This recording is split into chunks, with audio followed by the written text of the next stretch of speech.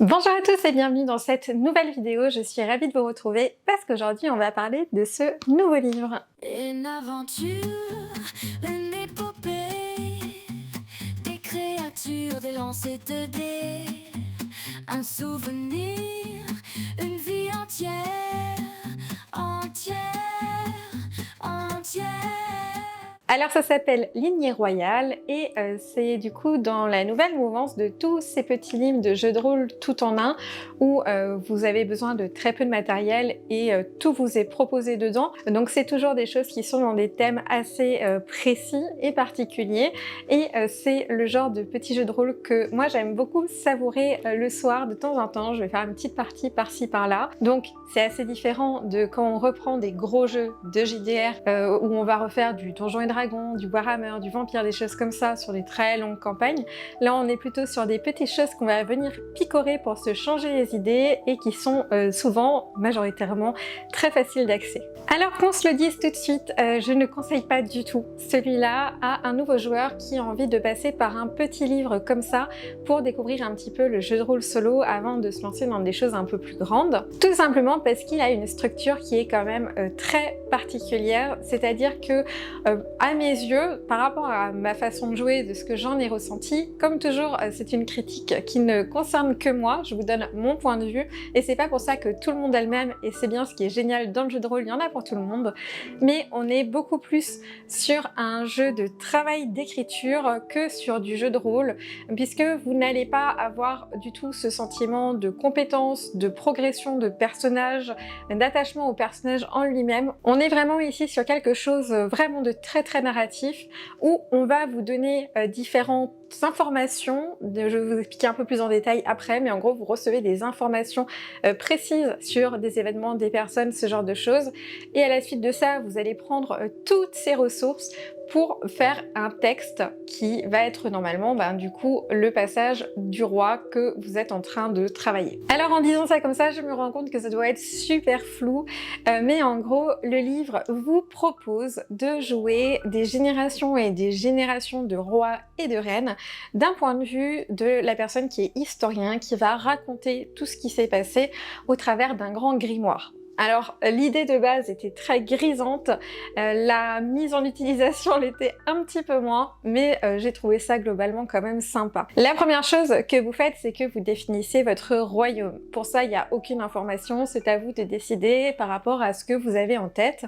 Moi j'ai commencé avec un endroit qui s'appelle Quai Rouge, je sais pas pourquoi, ça m'est venu comme ça, et ensuite vous allez définir votre tout premier roi. Alors pour définir un roi, c'est assez simple, vous allez lancer 2d6 tout simplement, et puis vous prenez dans la table aléatoire les informations que l'on vous donne.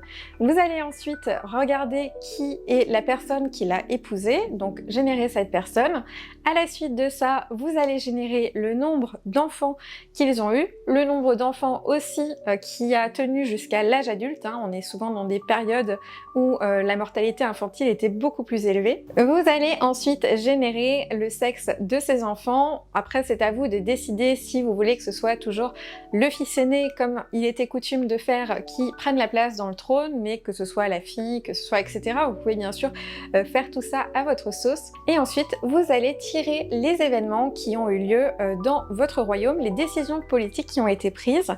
Donc, c'est là où, pour moi, on diffère assez du jeu de rôle pour vraiment venir dans un travail d'écriture un peu plus, c'est que vous n'avez absolument aucune prise sur ces décisions.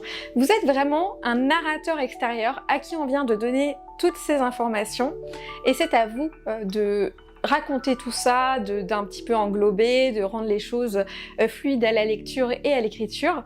Donc vous ne pouvez pas dire bah non, je veux pas que le royaume soit géré de cette façon, etc.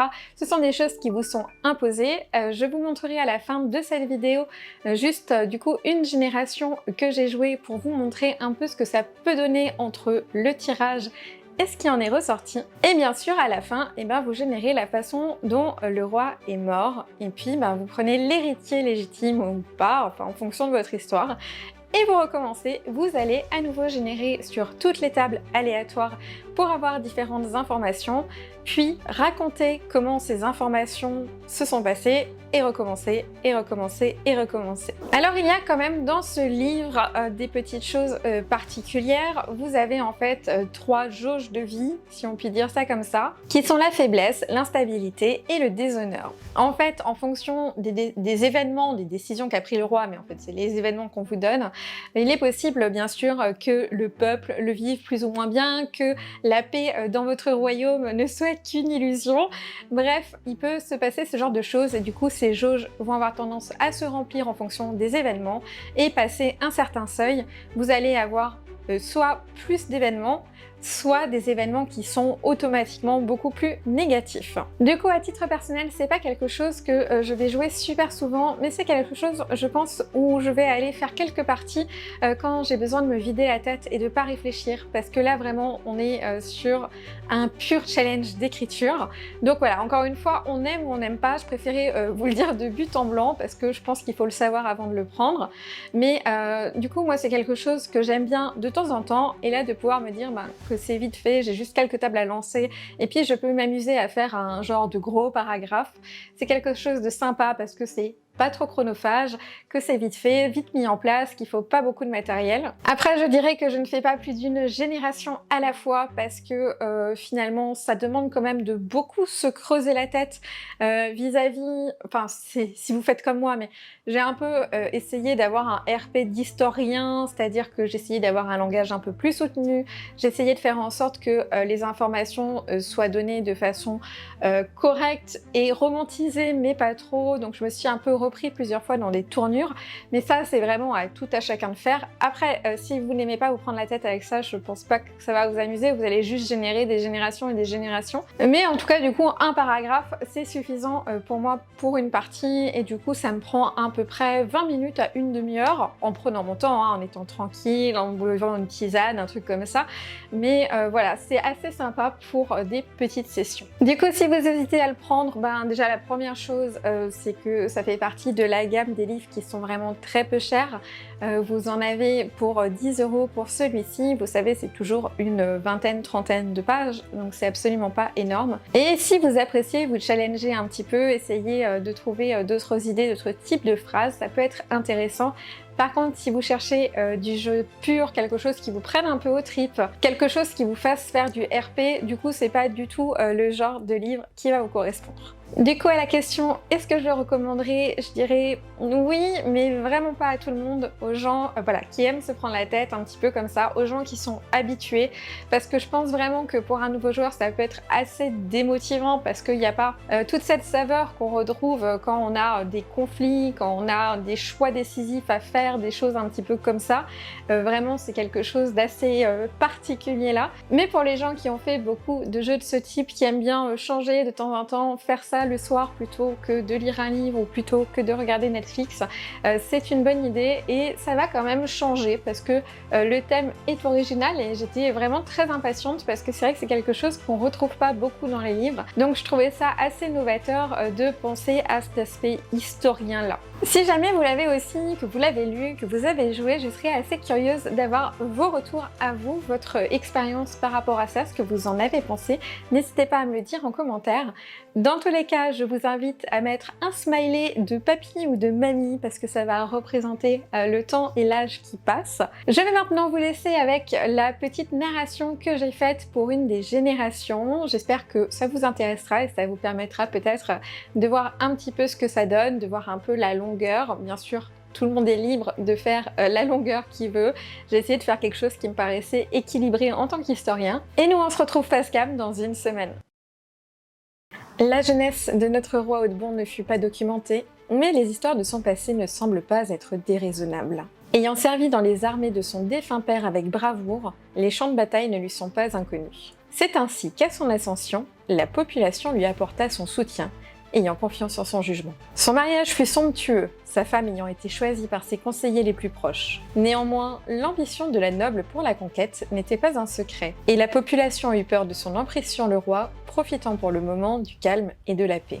7 enfants naquirent de cette union, mais 3 uniquement atteindront l'âge adulte, dont 2 garçons pour le plus grand bonheur des habitants de Quai Rouge. Durant son règne, Hautebon, probablement sous l'influence de son épouse, décida de prendre un tournant pour le royaume en donnant davantage de pouvoir aux nobles, leur offrant la possibilité de gérer leur terrain eux-mêmes ainsi que les employés qui s'y trouvaient. Cette décision vivement contestée se mua néanmoins en une décision stratégique cruciale. La microgestion amena une montée de productivité, accroissant le commerce avec les royaumes avoisinants et se répercuta sur le niveau de vie des habitants. Ces derniers se réorganisèrent, apprirent à négocier leurs conditions de vie et se sont satisfaits avec enthousiasme de cette décision, pourtant mal reçue. L'Église, profitant de cet engouement, décida de déplacer ses pions pour à son tour obtenir plus d'avantages. Flattant le roi, le qualifiant même de dieu vivant, obtint plus encore que les nobles. Ils gagnèrent une autorité militaire dédiée. Cela parut dangereux aux yeux de la population, mais ils ne voulurent pas négocier avec Hautebon, qui se faisait vieux, et ils savaient que toutes les négociations seraient vouées à l'échec. Malgré ces changements de gestion drastiques, personne n'était préparé à ce qui arriva lors de la 62e année du roi. Se présentant à lui, un jeune homme à peine plus âgé que son fils aîné déclara être le futur héritier, étant l'enfant bâtard d'Hautebon. Jacquemart, son fils légitime pour la succession, s'emporta, défiant en duel l'usurpateur. Mais le monarque prit peur pour son fils et se mêla à la lutte, perdant ainsi la vie par accident de la main du prince lui-même. Celui-ci, malgré sa légitimité, fut arrêté immédiatement et placé en prison. Les conseillers du roi décidèrent de laisser le bâtard prendre place, pensant sûrement que sa force de caractère amènera le royaume qui s'était enrichi à partir à la conquête de territoires supplémentaires. C'est ainsi que monta sur le trône Guimard le Bâtard.